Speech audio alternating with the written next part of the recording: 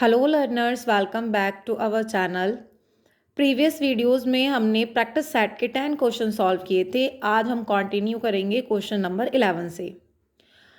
बेटा जो भी ये क्वेश्चंस हैं उसको आपको उससे रिलेटेड रिवाइज भी करना है बुक से, क्योंकि ये एक आइडिया लग जाता है हमें कि ये क्वेश्चन हमें पूछे जा रहे हैं प्रैक्टिस सेट में। इट मीन्स ये इम्पॉर्टेंट है।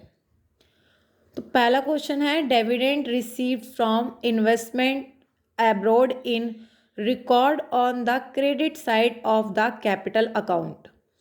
तो क्या ये स्टेटमेंट ट्रू है या फॉल्स है, पहले ये बताना है।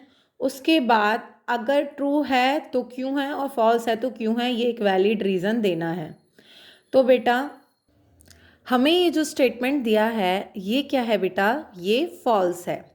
फॉल्स कैसे है? फॉल्स इसलिए है क्योंकि जो डिविडेंड है रिसीव फ्रॉम इन्वेस्टमेंट एब्रॉड, ये रिकॉर्ड होता है क्रेडिट साइड में होता है। ये करेक्ट है, डेबिट क्रेडिट आप जानते ही हैं। लेकिन क्योंकि डिविडेंड है तो ये कैपिटल अकाउंट की जगह किस में आएगा बेटा? करंट अकाउंट में। ठीक है। सेकंड क्वेश्चन है, depreciation of the Indian currency will lead to promotion of Indian exports. अब यहाँ से ध्यान रखने वाली बात है कि आपको रिवाइज कर लेना है डेप्रिसिएशन एप्रिसिएशन। ठीक है। डेप्रिसिएशन में क्या है, जब हमारी कंट्री की करेंसी की वैल्यू क्या हो रही है, डाउन हो रही है। तो अब वो पूछ रहा है कि क्या अगर हमारी कंट्री, मानो इंडिया में डेप्रिसिएशन किया जाए हमारी करेंसी का, तो क्या प्रमोट करेगा एक्सपोर्ट्स को? तो इसका आंसर होगा यस।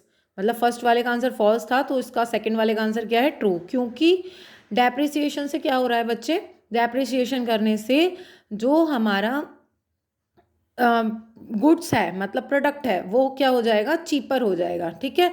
और जब वो सस्ता हो जाएगा तो फिर ज़्यादा लोग खरीदेंगे या उसकी डिमांड करेंगे, इसलिए एक्सपोर्ट्स इंक्रीज हो जाएगा। ठीक है।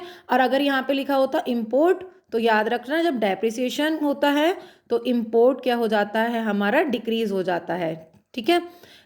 इस आपको दो क्वेश्चंस पे, एक तो एप्रिसिएशन और डेप्रिसिएशन और autonomous transaction and accommodating transaction, इस पे आपको शॉर्ट वीडियोस मैं कल की क्लास में बना के दूंगी।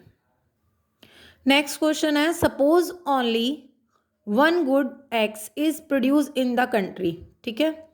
Out of good x during 2018 and 2019 100 unit and 120 units. हमारी कंट्री में सपोज कीजिए केवल गुड एक्स प्रोड्यूस किया जा रहा है और जो उसका आउटपुट है वो 2018 और 19 में कितना दिखाया गया है? 18 में 100 और 19 में 120 यूनिट्स। द मार्केट प्राइस जो है प्रोडक्ट का 2 ईयर्स मतलब 2018 और 19 में कितना रहा है? 50 और 60 पर यूनिट। ठीक है। हमें कैलकुलेट करना है रियल जीडीपी। ठीक है। और कैसे कैलकुलेट करना है? बेस ईयर मान के, 2018 को बेस ईयर मान के।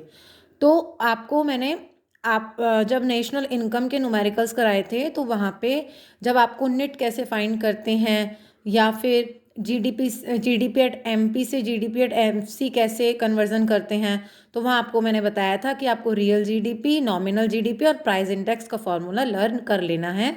ये क्वेश्चंस आ जाते हैं। देखिए कितने मार्क्स में एक्सपेक्टेड क्वेश्चन है, ये 3 मार्क्स में है ये एक्सपेक्टेड। ठीक है।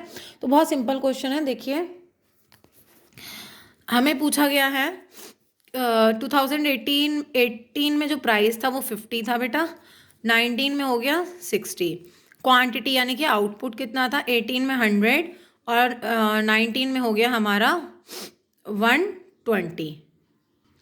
हमें बेस ईयर के थ्रू फाइंड करना है। ठीक है। बेस ईयर के थ्रू फाइंड करना है।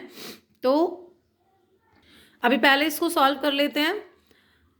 P into Q 5000, P1 into Q1। ठीक है।